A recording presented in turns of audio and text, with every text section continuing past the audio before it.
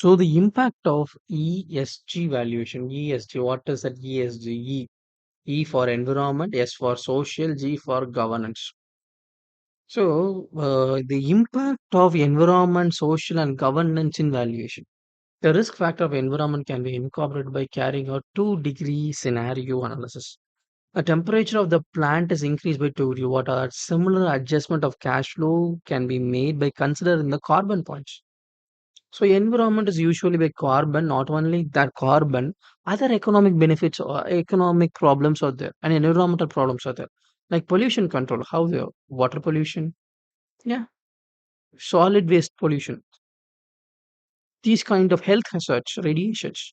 So these also need to be taken when you go for this environmental analysis. Risk of social factor. Adjusted impact of social measure cause such a better labor working conditions on the revenue. So when you earn some revenue, you want to contribute to labors in a way of PF, ESI. Not only this, you want to give bonus, insurance to company and gratuity. This kind of thing, social need to give. Not only that, you need to a CSR contribution for public what you give. So these also to be understood in valuation. When you see a company valuating, if they are not doing this, it is going in not in the right path.